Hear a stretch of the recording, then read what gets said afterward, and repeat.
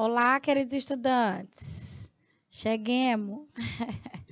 Agora vamos lá à nossa aula de oficina de língua portuguesa. Gente, hoje a nossa aula promete, viu? Nós estamos aí nas comemorações, tá?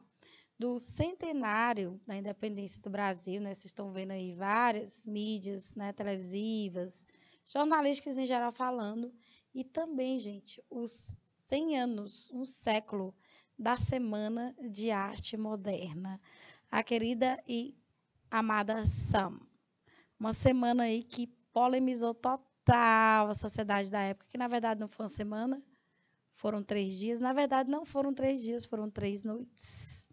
Então, muito se programou em relação aos movimentos que iriam acontecer naquela semana de arte moderna, né? Paradigmas foram estabelecidos, há polêmicas com certeza foram estabelecidas. Então, a Semana de Arte Moderna impactou na época, né? Principalmente o cenário sociocultural. Tá? Ela aconteceu exatamente há 100 anos. Então, a gente vai trabalhar hoje os aspectos artístico literários de textos de autores da Semana de Arte Moderna, Raul Bopp, né? Tarsila do Amaral, Mário de Andrade, Oswald de Andrade, maravilha, né? Então, assim, para a gente entender melhor a Semana de Arte Moderna, evidentemente, precisamos compreender também o contexto histórico em que ela surgiu, querido estudante.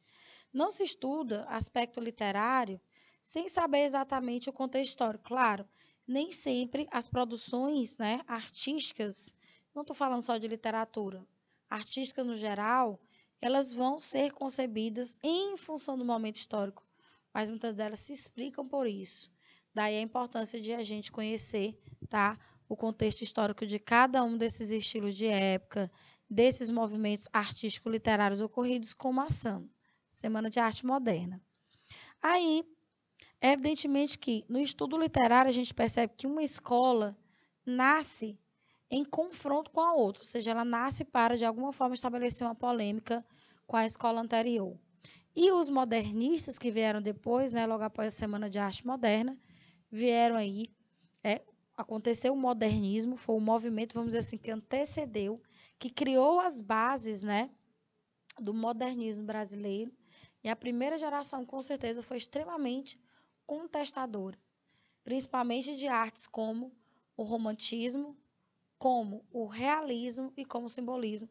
Parnasianismo, então, meu Deus. Eles diziam que os românticos eram totalmente apáticos, alheios à realidade circundante. E os modernos eram extremamente críticos, né? Observavam tudo que estava acontecendo. Inclusive, gente, uma das polêmicas estabelecidas, só para vocês terem ideia, tem a ver com a linguagem. Ou seja, até então, toda e qualquer produção literária era extremamente academicista. Vou explicar em palavras mais fáceis o que é isso. Todo texto literário produzido tinha que seguir a norma gramatical. Ou seja, os escritores se esforçavam mesmo para escrever um texto extremamente regrado dentro dos parâmetros da gramática normativa. Um texto literário, imagine só, é literatura, é subjetividade, é arte. E os modernistas achavam aquilo ridículo, porque a língua portuguesa, né, que era, na verdade, o que eles chamavam de língua brasileira, era totalmente diferente daqueles ditames todos, daquela colocação pronominal que ninguém utilizava, tá? Daquelas regras de concordância, de regência que ninguém empregava no dia a dia. Então, os modernistas, tá? Os pré-modernistas já tinham, principalmente os modernistas, eles já tinham essa percepção de que havia uma diferença entre, tá, o que as academias colocavam enquanto manifestação de linguagem, que era uma linguagem extremamente formal, extremamente pautada nas regras da gramática normativa, e o que de fato o brasileiro utilizava. Então, Manuel Bandeira tem um texto muito interessante sobre isso, tá? Sobre essas diferenças linguísticas entre o que era o português inspirado, né, no português do europeu, o português de Portugal, e o português que realmente, de fato, se estabeleceu no Brasil. Então, a gente vai trabalhar esses aspectos artísticos literários desses textos, tá? E o nosso objetivo hoje é compreender essas especificidades do texto da Semana de Arte Moderna. Uma delas, e que, a meu ver, uma das principais, é essa capacidade contestatória, né? Os artistas da Semana de Arte Moderna vieram para revolucionar, evidentemente. Então, vamos conhecer aí os movimentos que levaram, né, ao surgimento do modernismo. Olha aí. Modernismo Brasil e Semana de Arte Moderna. Basicamente, a Semana de Arte Moderna lançou a estética modernista no Brasil. Até então, ainda se vivia sobre o crivo, né, do parnasianismo, do realismo, do simbolismo. Aí veio o pré-modernismo, Euclides da Cunha, né? Que mais? Lima Barreto, Monteiro Lobato, e vieram aí os artistas do modernismo. Então, aqui era um catálogo, por exemplo, ó, de exposição da Semana de Arte Moderna, 1922. Estamos em 2022. Virei, nenéns? Exatamente um século depois. Semana de Arte Moderna, catálogo, não tinha nem acento na época também não, catálogo, proparoxítona não acentuada, hein? Catálogo da exposição São Paulo, 1922. Aqui você já está vendo, né? Onde foi que ela aconteceu e quando aconteceu. Olha aí, parece uma xilogravura, folheto de cordel, né? E exposição de Anita Malfatti, pintora consagradíssima no Brasil, uma das maiores pintoras brasileiras, a Anita Malfatti, marcou história com suas 53 pinturas. A mulher foi uma mulher à frente de sua época. Anita Malfatti, artista maravilhosa. Grande repercussão do estilo da autora e a influência vanguardista. Olha só, não sei se vocês perceberam aqui, nesse quadro chamado A Boba, tá? Pelos traços, pelas cores, a Anitta tinha uma inspiração meio que cubista. A Pablo Picasso foi um grande representante do cubismo, que era uma das vanguardas, né? Das vanguardas artísticas. O cubismo, dentro da arte, né, da pintura, ele propunha, tá, imagens em formas geométricas. Então vejam que a figura tem esses traços, né, meio que geométricos. A mulher tem um rosto assim meio, sabe? Os olhos dela estão em forma de um losango. O olho dela está mais ou menos assim, ó. Então, essa forma de retratar, meio que quebrada, meio que seccionada, tem a ver com o cubismo, daí vem esse nome, né? Esse formato geométrico. Então, tá aí. Crítica de Monteiro Lobato, que ele faz uma crítica pesada, né? O Monteiro Lobato foi uma pessoa muito polêmica, né? Artista incrível, mas muito polêmico em muitas de suas falas. E aí, ele escreveu esse pedacinho aí. Paranoia ou mistificação? Há duas espécies de artistas. A outra espécie é formada pelos que veem anormalmente a natureza e interpretam-na à luz de teorias efêmeras, sob a sugestão estrábica de escolas rebeldes, surgidas cá e lá como furúnculos da cultura excessiva. Ou seja, ele simplesmente disse que Anita Malfatti era uma artista excessiva. Então, quando ele diz aqui que há duas espécies de artistas, ele coloca essa outra aqui num ponto de vista mais depreciativo, né, gente? Desvaloriza mesmo. Então, aqui você tem, vamos dizer assim, a depreciação. Ou seja, é o momento em que ele taca-lhe uma crítica negativa. Ele diz por quê? Ó, ela é formada pelos que veem anormalmente a natureza. Então, a Anita Malfatti, ela tinha, vamos dizer assim, essa forma, essa visão representativa. Por isso que eu falei para você. É estranho o formato do olho, é estranho o formato do rosto, porque é em forma de cubo. De cubo não, losango. São formas geométricas. Isso é o que a gente chama de cubismo. Inspiração forte. E interpretam-no à luz de teorias efêmeras, ou seja, aquilo era um modismo, uma modinha passageira. Efêmero é aquilo que passa rápido, ou seja, ele era uma artista modista, na visão de Monteiro Lobato, né? As polêmicas começam por aí. Sob a sugestão estrábica de escolas rebeldes, ou seja, colocava também como artista rebelde, né? surgidas cá e lá como furúnculos, ou seja, furúnculo é um caroço, sabe que o furúnculo é horrível, né? Da cultura excessiva, ou seja, acabou com a arte da mulher. Vamos lá, começa com isso aí, né? Essa confusão aí. Defesa de Anitta, ó, as vozes descontentes e inovadoras. Aqui você tem, né, várias pessoas que fizeram parte desse movimento modernista, pré-modernista, participaram da Semana de Arte Moderna. Ó. Tá vendo aquele texto lá que eu te falei? Ó, o Monteiro Lobato aqui, ó o danadinho. Aí tem figuras como Oswald de Andrade, Mário de Andrade, tá? Lima Barreto. Deixa eu ver quem mais que eu reconheço. Deixa eu ver se o Euclides da Cunha tá ali no meio. Acho que o Euclides da Cunha tá ali no meio, se eu não me engano, esse bem aqui do bigodão. Ó, a defesa de Anitta ficou a cargo de Mário de Andrade e a publica no Jornal do Comércio. Ó, o jeito que era escrito ao comércio. Mestres do passado. Ou seja, o Monteiro Lobato, que era uma pessoa extremamente conservadora, chamou a arte de Anitta Malfatti de excessiva, vamos dizer assim, né? Foi muito educado na crítica, mas detonou, chamou de excessiva, arte efêmera, que seguia modismos. E o Mário de Andrade foi lá também, não menos educado, e disse que ele era um artista do passado. Ou seja, a sua arte, aquilo que você pensa, é retrógrado. Gente, babado. Essa semana de arte moderna aí foi bombástica, povo. Tá aqui, ó. O Oswald, um rapaz muito bonito, né?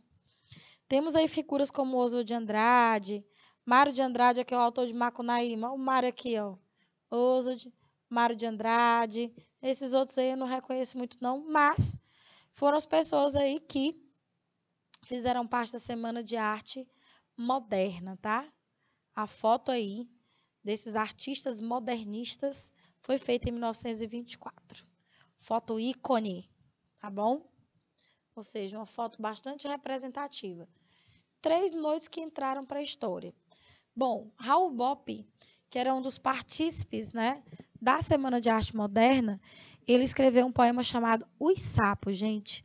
Esse poema era uma verdadeira crítica aos parnasianos, quer dizer, ele colocava a arte parnasiana como totalmente desvinculada de propósito. Realmente, quem estudou parnasianismo sabe, né? O parnasianismo era a arte pela arte, ou seja, os artistas escreviam em nome do belo apenas e nada mais. Por exemplo, era um poema sobre um vaso grego. Era um poema como o do príncipe dos poetas parnasianos, Olavo Bilac, chamado Profissão de Fé, que falava exatamente do ofício do poeta parnasiano, do amor à palavra, a técnica da escrita perfeita, sem defeitos, a métrica rigorosa. Então, Raul Bop, revolucionário, tá? Escreveu aí esse textinho junto a Manuel Bandeira. Organizadores, ó, os principais, Menotti Del Picha, Oswald de Andrade, Mário de Andrade, Di Cavalcante, um grande pintor maravilhoso, e Manuel Bandeira. Olha aí, ó. Teatro Municipal, Semana de Arte Moderna, hoje, 3 de fevereiro, primeiro grande festival, às 20h30, no saguão do Teatro, exposição de pintura e escultura. Preste atenção à escrita do português arcaico aí, hein, gente? Teatro com TH, escultura. Não, você não leu errado. Era a forma como a escultura era escrita na época, né? Preços para as 3 récitas, camarotes e frisas, aí tinha os preços lá, cadeiras e balcões e tal. Bilhetes à venda no Teatro Municipal, na secretaria, ó, secretaria sem assento, gente, ó. Do Automóvel Clube, ó. Automóvel também sem assento. Enfim, era o português da época, né? Então, vocês já estão vendo que a reforma ortográfica daquela época não é a mesma de hoje. Se fosse, nós não teríamos essa escrita, por exemplo, de teatro com TH. Nós teríamos aqui, tá? Na palavra automóvel, o acento agudo no O, secretaria. Se bem que aí não é secretária, é secretaria, tá certo. Retiro o que eu disse. Secretária é que tem um acento, tá? Então, você vai fazendo já um comparativo aí com elementos, inclusive da variação histórica de novo, ó. Textinho da época, 1922, ó. Contraste de variação histórica. mostra como era a língua portuguesa na época da Semana de Arte Moderna. Variação histórica ou diacrônica.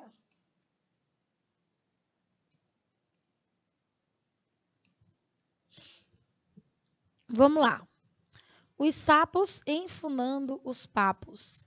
Saem da penumbra, aos pulos os sapos. A luz os deslumbra. Vou marcar aqui algumas palavrinhas para as quais eu quero chamar a atenção. Os sapos deslumbrados. Começa por aí. Em ronco que a terra, berra o sapo boi. Meu pai foi à guerra, não foi, não foi. O sapo tanoeiro, Parnasianaguado, aí foi mais direto, hein, ó. Parnasianaguado diz, meu cancioneiro é bem martelado. Esse sapo boi aqui, ronque a terra, ó, meu pai foi à guerra, não foi, não foi. Era aquele conflito existencial em que viviam os românticos. Então você vê aí que por meio das estrofes desse poema protesto, os artistas iam criticando a Semana de Arte Moderna, as estéticas literárias que precederam essa época, principalmente os parnasianos e os românticos. Os parnasianos, por só quererem privilegiar a palavra em si, né, sem nenhuma concretude, segundo eles, de conteúdo, e os românticos por serem alienados, só se voltavam para as próprias realidades em si. Vede como primo em comer os hiatos, que arte, e nunca rimo os termos cognatos. Olha aí, ó.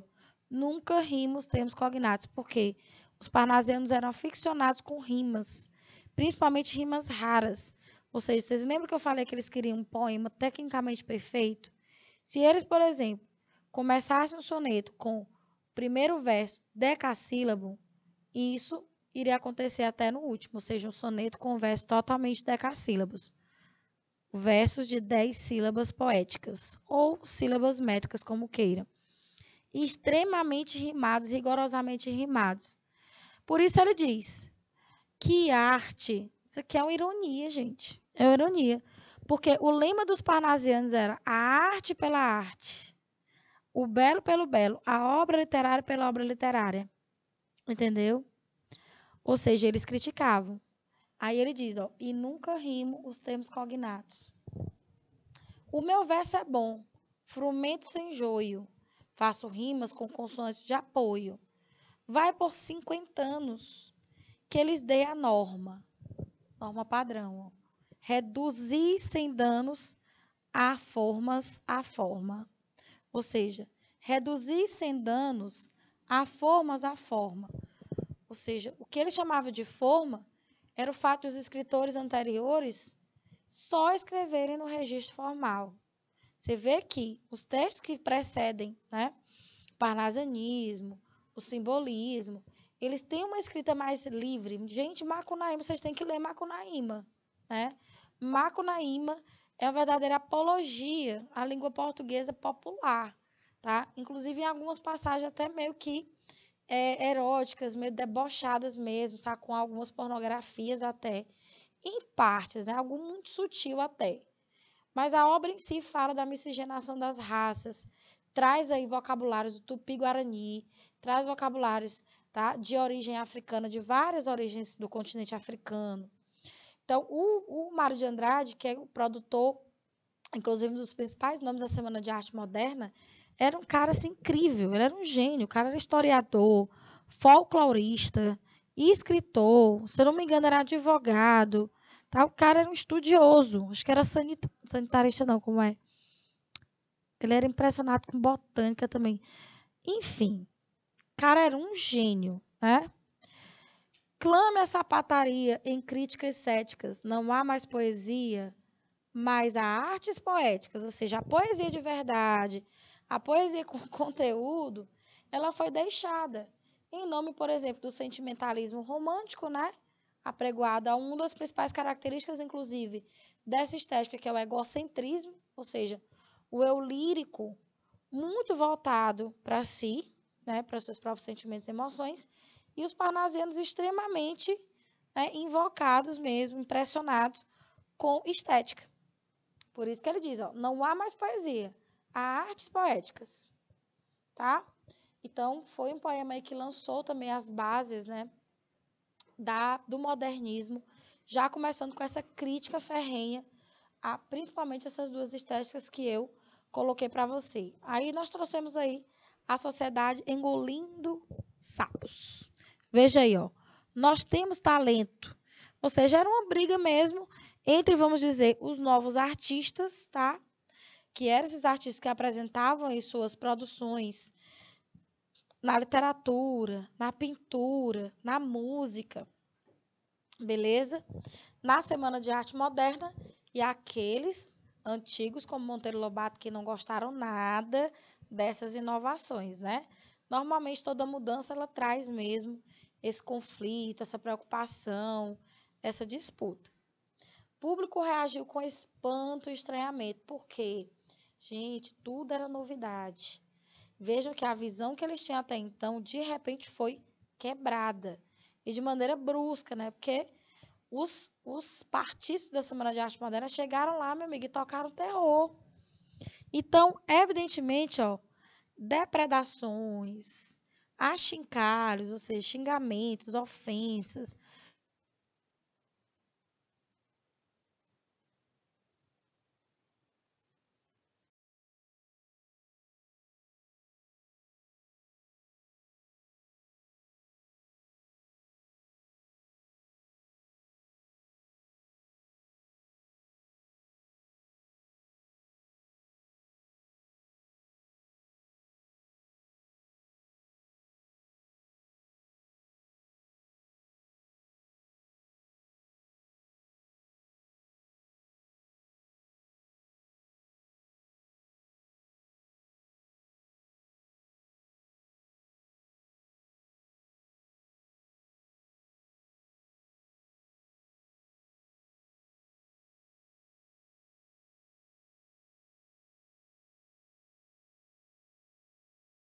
Lá, gente. Segundo grande festival com o concurso de Guiomar Novaes. Aí aquele cartaz, né? Que era o anúncio do segundo festival em o estado de São Paulo. Esse jornal antigão, hein? Vamos lá. O músico Heitor Villa-Lobos, que estreava como modernista, apresentou Sonata número 2, danças características africanas, quarteto simbólico e impressões da vida mundana, em meio a vaias e urros da plateia. Gente, eu disse, foram manifestações artísticas nas mais diversas áreas. Eu disse para você, ó, na música, Heitor Villa-Lobos, na pintura, figuras como Anita Malfatti, tá? Tarsila do Amaral, de Cavalcante. Você teve lá na literatura Oswald de Andrade, Mário de Andrade, tá bom? Manuel Bandeira. Então, a gente tem aí, ó, o espetáculo, o terceiro e último dia da semana, Vila Lobos. Então, foi uma verdadeira confusão esses 3 dias, tá? Em que essas manifestações artísticas inovadoras provocaram um verdadeiro escarcéu, um verdadeiro pandemônio na sociedade paulista daquela época. Então, Heitor Villa-Lobos, como a gente sabe, é um dos maiores artistas mundiais no que se entende por música clássica, né? O cara compôs verdadeiras obras de arte e ele foi simplesmente vaiado. O pessoal caiu em cima dele. Olha aí, ó. Muita vaia.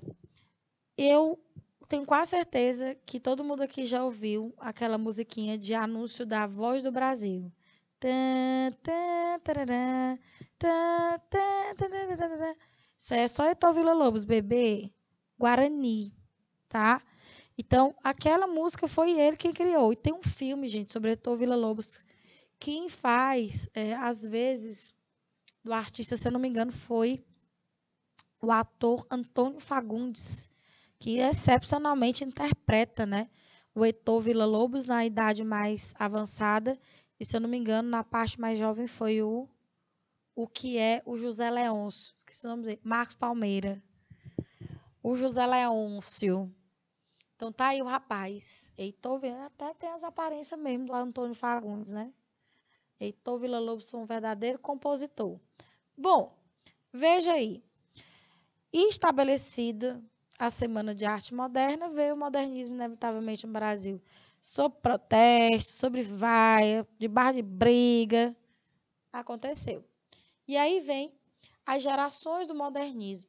Geração de 22, conhecida como heróico-destruidora, foi justamente essa geração representada por esses artistas que eu falei para vocês primeiros, que foram muito polêmicos e conseguiram, com muita luta, estabelecer a sua arte nova. Geração de 30, mais conciliadora ou restauradora, e a geração de 45, que já é considerada de lá para cá o pós-modernismo. Hoje nós vivemos as chamadas tendências contemporâneas. Então, um dos grandes textos que marcaram a geração de 2022 foi o Manifesto Pau-Brasil, se eu não me engano, publicado na revista Claxon, aquela época ainda. O Manifesto Pau-Brasil, muito interessante, viu? O Manifesto Pau-Brasil era uma verdadeira alusão, tá, a uma arte voltada de fato e de direito para a cultura brasileira, a começar pela forma de linguagem, né? Então, o Manifesto Pau-Brasil falava exatamente dessas bases que seriam, nesse caso, determinantes para a estética modernista. O tipo de linguagem, o tipo de temática, muito bom. E veja o nome, Manifesto Pau-Brasil. Por que Pau-Brasil? Para que mais representativo do Brasil do que as árvores que aqui os portugueses encontraram e trataram de explorar até não querer mais, né? Veja aí. O Abaporu é um monstro, como vocês estão vendo. Observe que aqui a gente tem, na figura do Abaporu Tarsila do Amaral, uma verdadeira antítese. Abaporu significa o devorador, uma espécie de canibal. Onde está a antítese, ou seja, onde está aí a oposição? Observe que a cabeça do Abaporu é enorme. Aliás, é minúscula. Veja aí, ó. Bem pequenininha. Olha o tamanho do pé. Enorme. Ou seja, isso aqui criticava, evidentemente, aqueles artistas que entraram em confronto, né, com as inovações trazidas na Semana de Arte Moderna, que, em sequência, deram em prosseguimento à estética modernista. Então, eles diziam que eram pessoas de mente pequena, que não conseguiam evoluir, né? O Abaporu, esse monstro, queria deglutir toda e qualquer, vamos dizer assim, manifestação contrária àquilo que os modernistas pregavam. É o que eu disse para vocês ainda há pouco, não sei se vocês lembram. Uma estética literária normalmente surge em confronto com outra. Então, ó, o romantismo surgiu em confronto com o arcadismo. O realismo surgiu em total confronto com o romantismo. Aí veio depois, né, o simbolismo. Não era tão confrontoso com o realismo, porque o simbolismo aqui teve pouca representação no Brasil, mas, de alguma forma, se o realismo era totalmente voltado para a realidade, através de uma visão crítica, o simbolismo foi totalmente apático. Tá? Uma coisa extremamente, como o nome diz, sugestiva. O simbolismo é conhecido como a arte das sugestões. Muito mais sugere do que realmente diz. Beleza? Depois disso veio o parnasianismo, uma arte totalmente preocupada, né? Praticamente realismo, parnasianismo, simbolismo foram contemporâneos, né? Então, o parnasianismo já era totalmente preocupado com estética, não estava nem aí para nada que acontecia na sociedade. Então, era arte pela arte mesmo, tá bom? Então, temos aí a análise desse quadro fantástico, inclusive caríssimo. Aliás, como é que se diz? Como é que se diz quando uma coisa não pode ser precificada? É imensurável. Não tem valor, porque não dá para dar valor. De tão valoroso que é. É meio contraditório, né? A Mona Lisa é considerada assim. Bom, vamos lá. Vamos responder aqui essa questão, gente, tá? Considerando aí um fragmentinho, tá? Do Manifesto da Poesia para o Brasil. Diz o seguinte: a língua sem arcaísmo, sem erudição. O que é essa erudição? Lembra que eu falei para vocês que a linguagem utilizada nos textos poéticos é extremamente erudita, muito formal, muito acadêmica, ou seja, muito preocupada com regras gramaticais? Pois é, isso não se mostrava só nas regras, mas também no nível vocabular. Ou seja, as palavras eram muito difíceis, muito complexas para a maioria da população brasileira que nem tinha noção do que significava, ou seja, não era uma arte feita para o povo. Então, os modernistas criticavam de fato isso. Eles queriam uma arte mais simplificada, eles queriam uma palavra mais, vamos dizer assim, compreensível. Eles queriam a língua do povo. Na arte até então não tinha. Por isso, quando diz sem erudição, sem termos arcaicos, tá? Sem essa linguagem velha, o nome já diz modernismo, moderno. Sem erudição, sem complicação, meu amigo. A palavra simples, altamente compreensível, é na lata. Natural e neológica, ou seja, natural no sentido de que a língua é natural. E a língua natural é a falada pelo povo. Por quê? A outra é artificial. Veja que se todo mundo resolvesse escrever o português formal, a língua não teria nenhum tipo, gente, de criatividade, nenhum tipo de inovação, porque todo mundo ia colocar os mesmos acentos, as mesmas pontuações, todo mundo ia grafar do mesmo jeito, entendeu? Então, eles chamavam isso de artificialismo. A contribuição milionária de todos os erros. Aqui é uma ironia, evidentemente, né? Então, quando se fala em contribuição milionária, vou usar aqui outra coisinha, porque amarelo no amarelo some, né? Olha aí, ó. Olha a ironia. Ou seja, os erros que até então, né, eram chamados pelos artistas anteriores, é o que os modernistas consideravam acerto. E veja aqui, com todo o protesto que o modernismo trouxe, né, com relação a essa linguagem muito acadêmica, ainda assim, por anos e anos, né, no Brasil, as crianças foram ensinadas a entender que língua portuguesa só era língua portuguesa se fosse compatível com o registro padrão. Olha o tamanho da mentira. Claro que não. A língua portuguesa é e ocorre em qualquer tipo de situação de comunicação em que você consiga se fazer entender e que você consiga, evidentemente, também entender o outro. Então, a única coisa que diverge aí são situações em que ela pode ser mais formal e até deve, né? Porque a gente também não pode desprezar a gramática, óbvio. Mas a maioria das situações, é verdade, são realmente informais. Então, foi assim que nós fomos ensinados? Foi não. Tanto é que quando a gente fazia esse errinho aqui, tipo, tu não sabe nem falar português, tu fala, eu vou no banheiro, né? Eu vou no banheiro, eu vou ao banheiro. Ou seja, isso hoje é chamado de preconceito linguístico, né? Ou seja, como somos. Ou seja, isso aqui, ó, é a cara do Brasil. Então, o Manifesto para o Brasil é a valorização, ó, valorização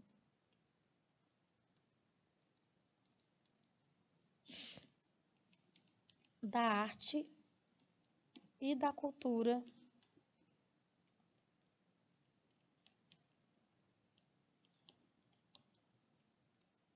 brasileiras.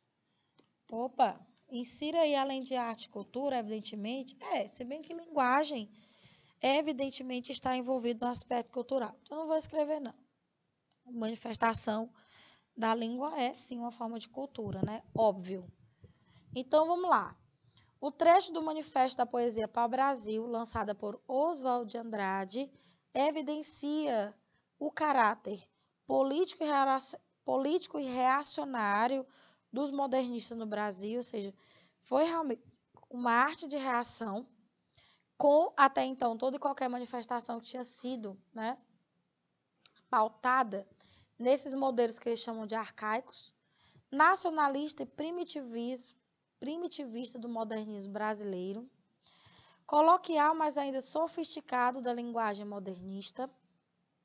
Cuidado com essa sofisticação, viu, gente? Ó, sofisticado bate com erudito, com complicado. Então, você dizer que você sofistica a linguagem é você utilizar uma linguagem extremamente formal, viu? E talvez com vocabulário bem alto. Essa linguagem sofisticada, normalmente é uma expressão utilizada para a linguagem formal, viu?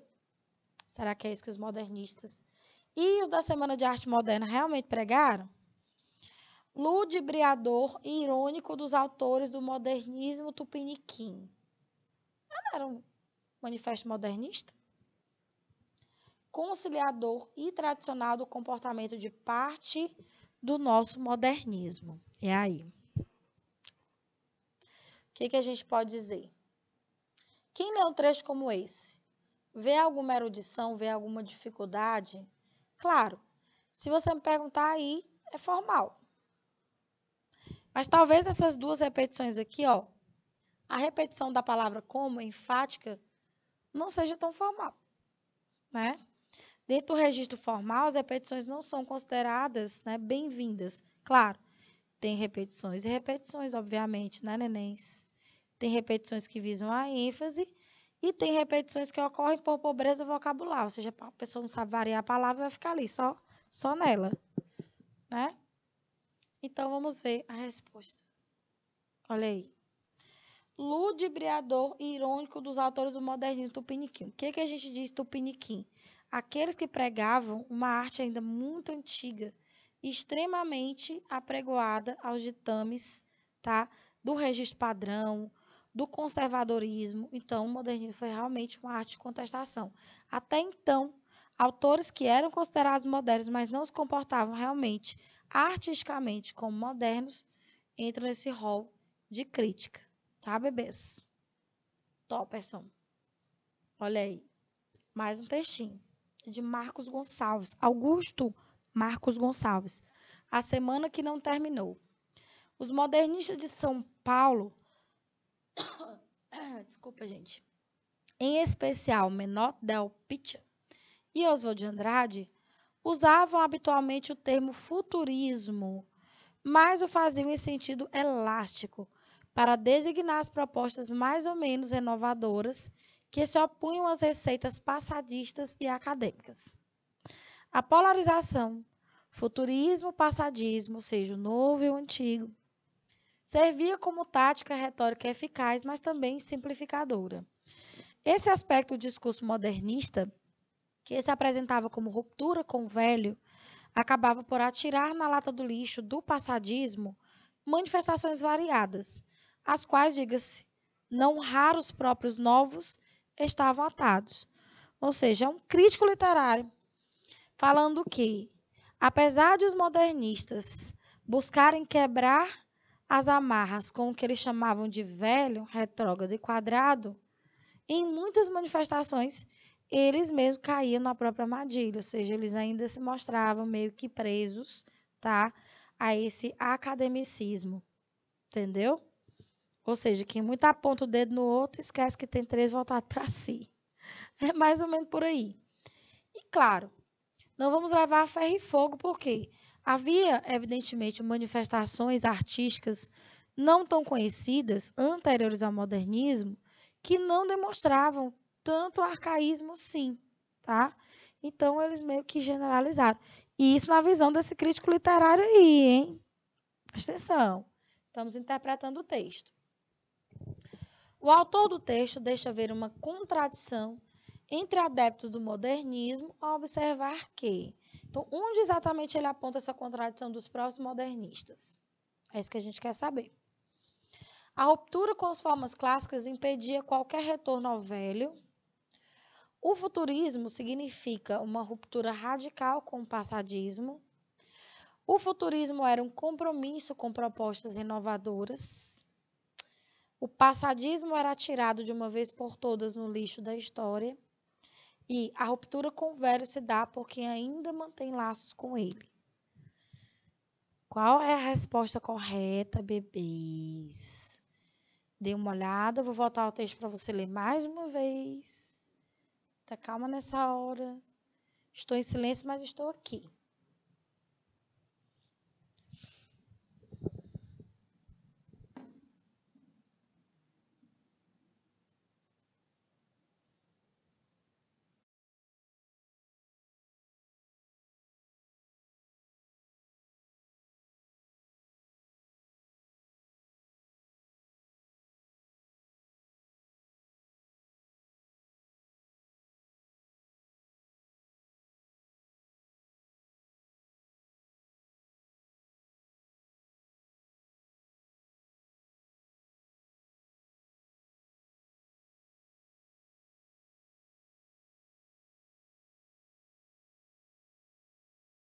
algumas palavrinhas que a gente pode provar ou tentar não, conseguir mostrar onde está essa contradição dos próprios modernistas. Ó, ele fala no uso do termo futurismo, né, ou futurista, como uma clara polarização, ou seja, oposição radical entre esses artistas que, teoricamente, iriam trazer novidades, tá? Com relação àqueles que eles consideravam passadistas e acadêmicos. Então, o que ele está dizendo? Os próprios modernistas, tá? Em algumas de suas manifestações, por julgarem que eram atreladas demais ao passado, eram velhas, não representavam o modernismo, jogavam fora. É o que ele chama aqui, ó, jogar na lata do lixo. Que, na verdade, eram manifestações bastante variadas e que eles meio que reduziram a critérios, vamos dizer assim, tendenciosos de entender que essas eram, vamos dizer assim, artes superadas, manifestações artísticas superadas. Então, apesar de essa polarização, como o autor diz, ó, servir como tática retórica, ou seja, tática de discurso eficaz, ela era simplificadora, ou seja, ela não demonstrava sempre que essa arte era de fato futurista. E isso ele diz, ó, esse aspecto do discurso modernista que se apresentava como ruptura com o velho acabava por atirar na lata do lixo passadismo em manifestações variadas, às quais, diga-se, não raro, os próprios novos estavam atados, ou seja, aquilo que eles mesmos criticavam, muitas vezes eles faziam. Então, eis aí a contradição que a gente aponta. Então, o que ele quer dizer e que vai marcar essa contradição está aqui. A ruptura com o velho se dá por quem ainda mantém laço com eles. É aí onde está o tiro no pé. Que eles criticavam, muitas vezes ainda utilizavam. Então, resposta correta, letra E. Tá bom? As demais aí têm evidentes fatores distratores. A ruptura com as formas clássicas impedia qualquer retorno ao velho. Não. Quando ele diz que os modernistas, sem ver, voltavam ao velho, então, essa impedir qualquer retorno está errado. Vou botar vermelhinho aqui. Vamos a B. O futurismo significa uma ruptura radical com o passadismo. Não na perspectiva dele, não é isso que mostra a contradição. A contradição é, aqueles que se diziam futuristas, muitas vezes se mostravam passadistas, tá? Então, essa ruptura radical não existia na prática. O futurismo era um compromisso com propostas renovadoras. Até era, mas nem sempre aconteciam. Mas não é esse o alvo da contradição, é isso que nós estamos buscando, tá? Então, cuidado. Erro da letra D, o passadismo, ou seja, o clássico, era atirado de uma vez por todas no lixo da história. Não é isso que é contraditório, é isso. Quem criticava o passadismo muitas vezes era o próprio passadista. Explicada a questão, encerramos a nossa aula de hoje sobre manifestações da Semana de Arte Moderna. Beijos a todos, excelente feriado, até a próxima.